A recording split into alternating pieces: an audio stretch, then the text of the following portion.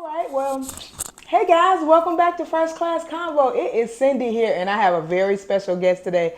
I am so excited. I go way back with her from the time that I came to San Antonio. So today, guys, I have none other than Miss Felecia Woods. Say hey to the people, Felecia. Hi. So today, well, as you guys know, I told you that December is all about the entrepreneur. And so today I'm going to be bringing you one live and in person today.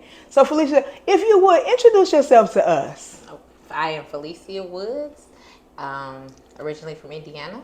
Moved to Texas almost 13 years ago now, Yikes. and here I am. Wow.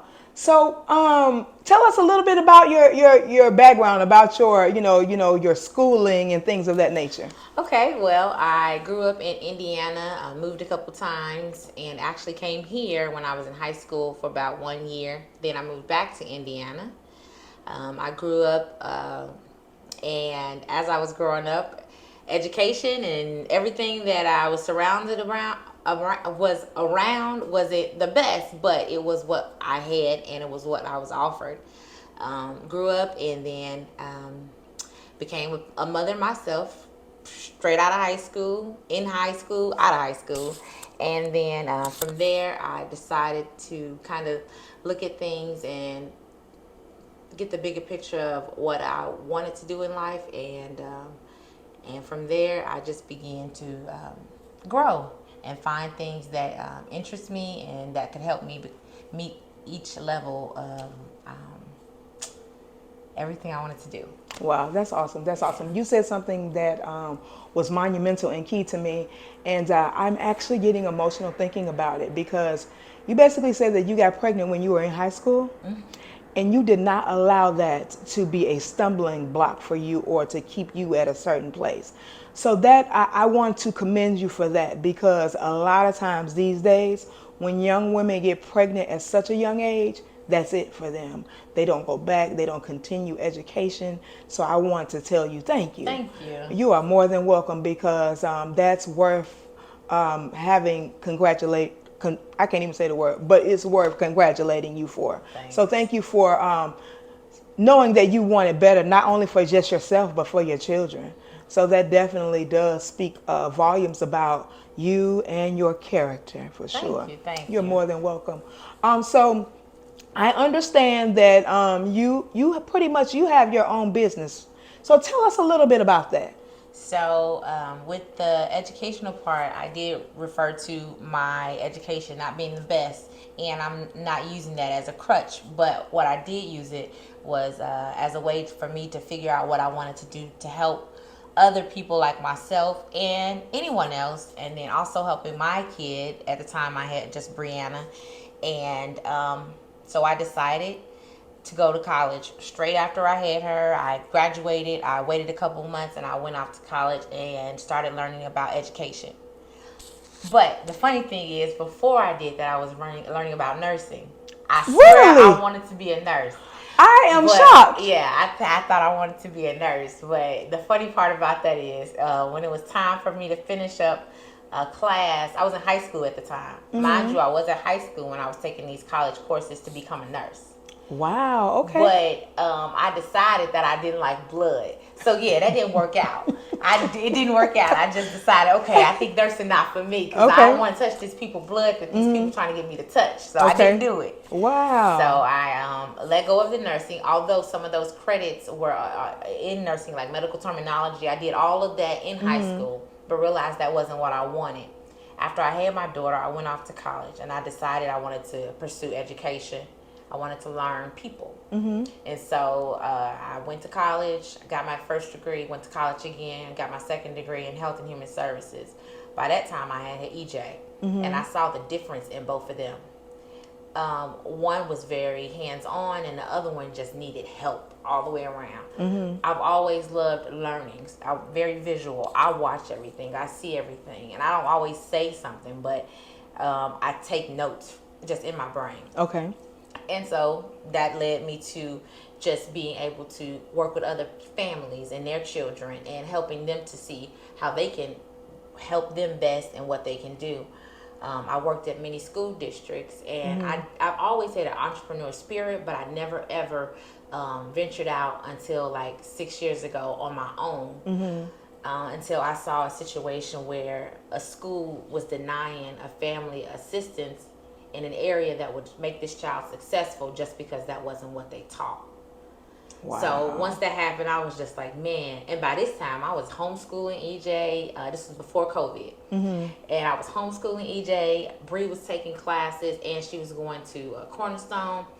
And I mean, I saw them just blossoming, being themselves, who they wanted to be. And then Wow. I'm teaching these kids that want to be themselves, but are being defeated in a way where they can't have no say so, because they're kids and these grown ups are right here, and they're not allowing them to be. And so that tore me up inside. And so I just started teaching outside of my job, working with families outside of my job that allowed me to help them and mentor them in a way that would best shape their family.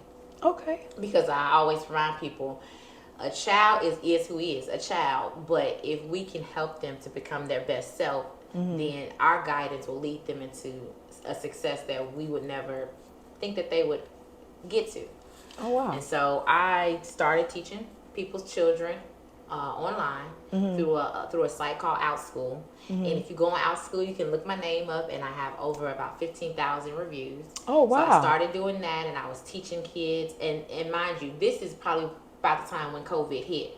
I was working with children prior to COVID in a co-op, because EJ was homeschooled. Okay. So he was doing his homeschool stuff, and then I started teaching at the co-op. He started taking classes. Okay. But after, when COVID hit, I took all those kids and I made them virtual, so I taught them online. Then I started teaching the OutSchool, and then I ventured into other things, looking at ways that I can build my own platform so that I can provide the same service, and not just using a third party's system, because they had rules, right? Oh, okay. But none of their rules were against any of the things I was teaching. It was just that they had rules, and rules in a place where I have no control are kind of scary, because they can remove you at any point. Oh, wow. Okay. So I just started teaching them there, and then I managed to build my own platform, and I found a love for. I mean, I truly am passionate about it, because I've always loved working with children and family, and this has given me an opportunity to work with families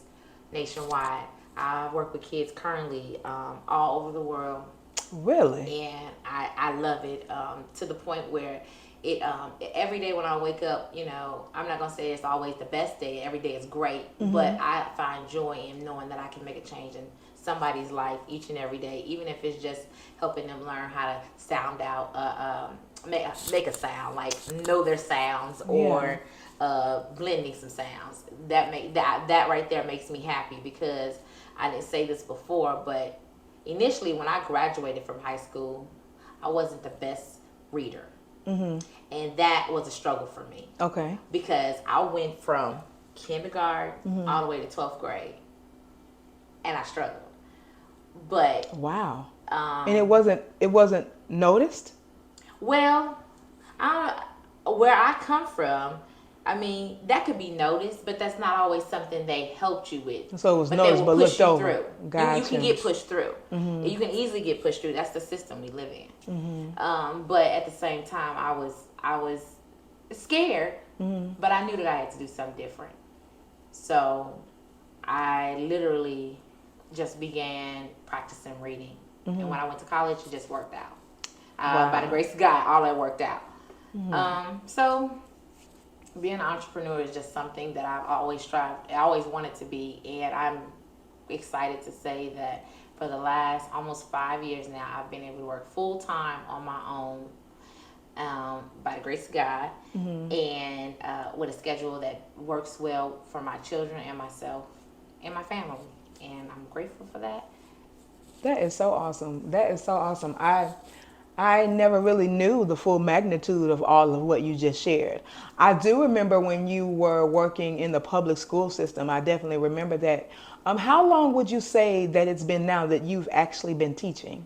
So I am. So it's been longer than 16 years, because when I was 18, I was working at 19, probably. I was working at a facility as a daycare teacher, and I was in college at that time. Oh wow. And Okay. so it's been over 16 years, but um, I think that it has definitely given me an opportunity to see some of the lowest, and then to also see how you can gradually learn to teach not just at one level but at multiple, because at the end of the day I think that that was the biggest impact on me, because I used to work at Block and Dubin, which is a Jewish school.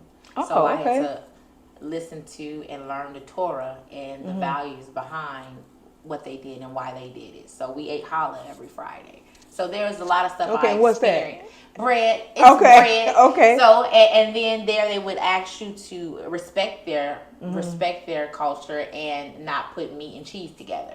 So I Oh, learned okay. a whole lot of stuff through all these experiences. Homeschooling, I taught myself that my child does not necessarily need a book to learn. He needs knowledge. He needs materials. Okay. So he has a lot of hands-on material to teach him. When I worked at a private school, I learned some of the background of Montessori, which is one that I take and hold deeply because it helps my child and it helps me. So the Montessori is a great way for children to learn. Our African American culture, if we knew a lot about that style of teaching, we would probably use it for our children because they pick it up a lot faster than our natural book assignment, get it done. Oh wow. So Okay. I, Wow. but I, I'm yeah. learning right now. Like Actually. I literally I had to experience a lot of different schools in the way that they teach their curriculums in order to be where I am now. Wow.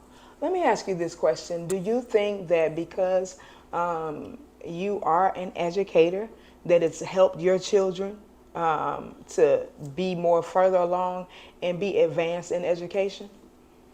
Um, in some ways, but not necessarily. Okay. Because when I had my daughter, I that that right there changed some of my ways of thinking. I no longer was just self. Okay. I had to raise someone, and that had hit me hard because I had no idea how to do that. Okay. But I know that I didn't want her in the same position I was in at my age when I had her. So in order for me to figure out how I could change that, I had to learn. And I watch a lot. People times probably think I'm weird because I look at things and I'm just kind of trying to figure stuff out because I don't want to just ask questions all the time. I want to figure some stuff out on my own. And that's awesome.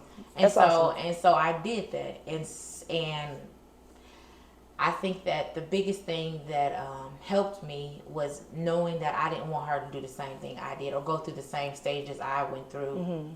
And so because of that, I learned and I watched and I did things that I thought was the right thing. Okay. Not saying that it was all right, but in those moments, that's what I thought was right. And I don't know how every parent's instinct is, but if you take time, you think about it, give yourself a brain break. That's what I call it. Then I think that we would make a lot more choices that are healthier for not only ourselves but our kids. And that's kind of what I did. I just try my best to make healthy choices and thought about the impact that it would make on my kids and then what it would do to myself. And half the time all the time I usually put them before me, and so I would make rational and smart decisions before I did stuff. Wow. So I don't necessarily think just because my education background is the reason my kids, it does play a big factor, but it's not the reason that they are who they are. Okay. So right now, what exactly do you do? What role do you play? What exactly do you do? Well, I'm a full-time mama. Okay. So my schedule is always open to my kids. Okay. But I currently have 2 online platforms. I work on the third-party platform, which is OutSchool, which I've been on there for years. Okay. And then I have my own platform, which is called MontessoriandMoreOnline.com. Okay. On that site, what you can do is you can order materials for your student or your child or children. You can sign up for classes, and you can always also get parent coaching. Okay. The parent coaching sessions are some of the most valuable sessions I've had. I've had parents that have reached out to me just to ask me questions on what they think they should do. I've had parents reach out to me educational materials, and I've had parents reach out to me to say, what do I do? I got little Tommy here, and he keeps screaming, and I'm talking back to him, but he's screaming too, so we're not getting anywhere. And I teach them what they can do to communicate better with their child. Okay. Sometimes those kids are 3 and 4, sometimes they 16. So I do that, and I love it, and I don't think I would change that for anything. I love what I do. I mean, and it gives me a sense of happiness knowing that I can help a family. And accomplishment, I'm sure. Well, I mean, accomplishments is I don't know if I use that, because I love what I do, so I find joy in it, knowing that tomorrow this family might wake up and they gonna communicate better than they yesterday. You should feel accomplished because you do that. I love it. Okay, but I love it. Show yourself some grace today. Okay. But I do. I don't care what nobody says, but that just brings joy to my heart, knowing that somebody can talk to their kids a little bit different and communicate with them and understand them more than they did before they got on a call with me. Awesome. That is so awesome. What ages are the children that are on these platforms? Okay, so the OutSchool platform takes children anywhere from 3 years old to 18. Okay. My range is from 3 to usually about 12. Oh, okay. On my platform, the age range is the same, but currently the classes that I have are usually to about the 8. Oh, actually, I take that back. They range from 3 to 18 as well. The only 16 to 18 class that I offer though is as building it. It's a class to help them build their self-esteem, self-control, and know how to deal with situations. Okay. So it's more of a life skills class. Okay. And that's the only, I don't actually offer academic classes for the older kids right now, but I do for 3 to 10. Okay. So what classes do you teach? Okay, so I teach math, reading. I do reading from the beginning to end, I guess you could say. And then I also do a lot of life skill classes. I teach children how and what to say. It's called Using Your Words, and it's taught to kids ages 3 to 6, I believe. Okay. And it helps them to communicate. So it's a communication class. It helps them. People often probably ask me, well, why are you not saying nothing sometimes? Well, sometimes I'm just looking and listening, and that's what I teach kids. It's not always something we need to respond to. Sometimes we just got to listen and take information in. And I also have a few other classes, but they're more fun. It's called Hands-On Creation. Okay. It teaches people to use recycled materials rather than going out and buying stuff. Use those recycled materials to help create or build something unique. And it allows the kids to also brainstorm and allows me to ask them open-ended questions, because half the time our children struggle because they don't have an answer.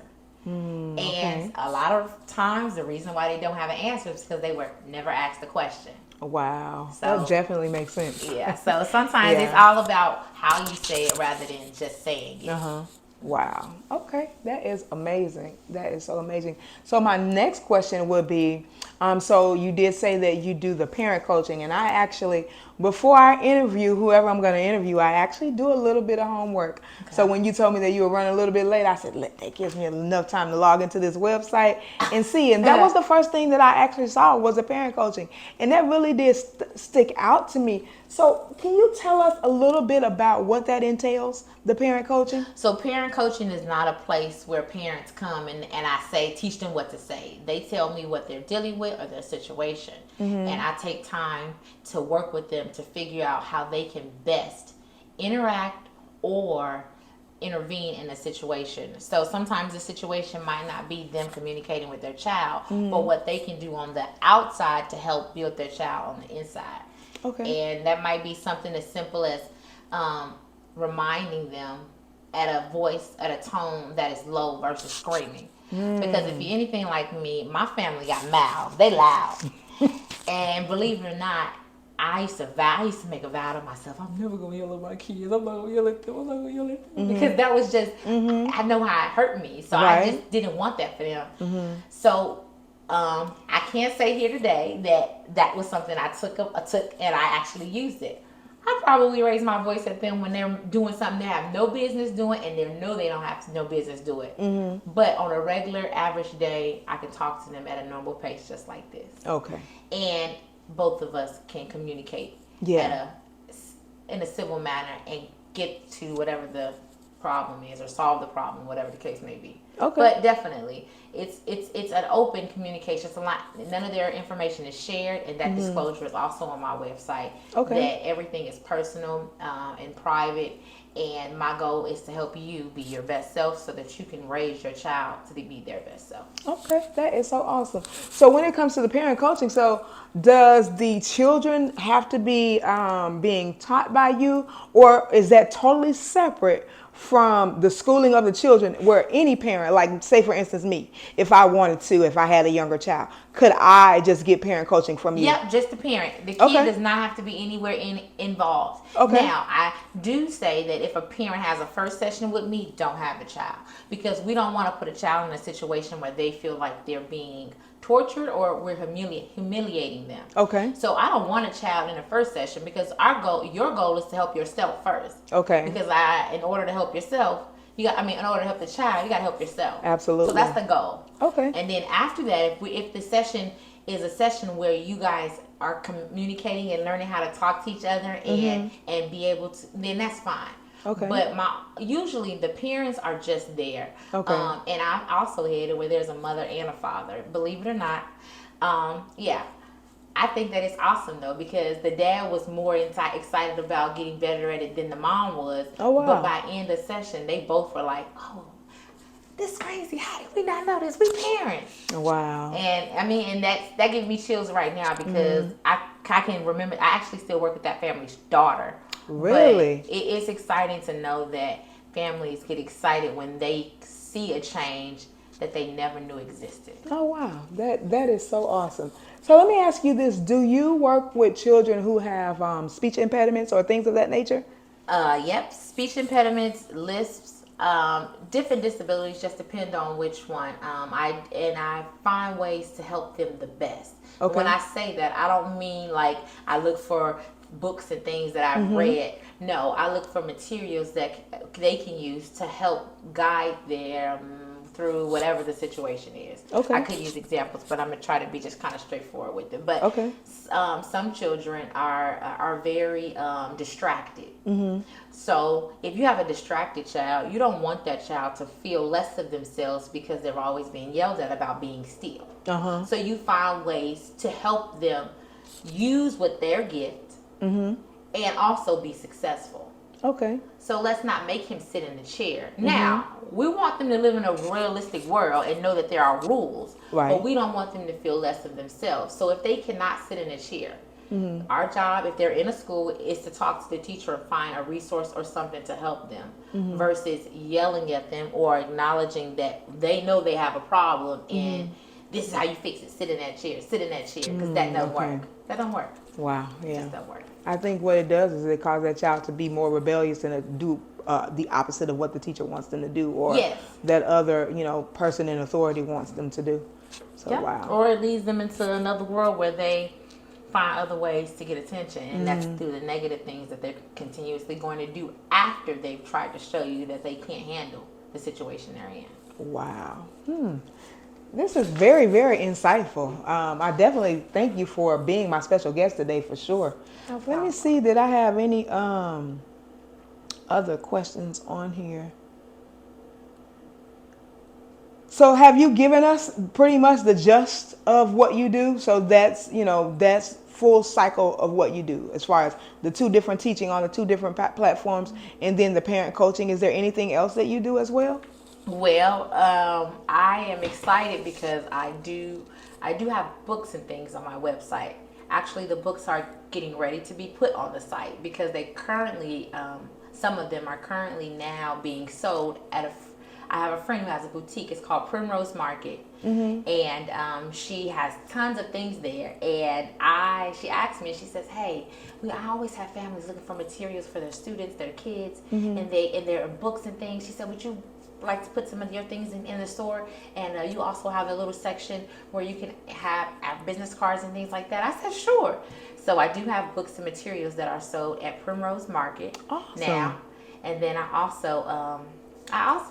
also just look for. I have a family that I call a pod. I work with a pod right now. That's a group of kids. They're a family, and I go to their house twice a week for teaching. That's the only family that I have that's not virtual. Everybody else is strictly online.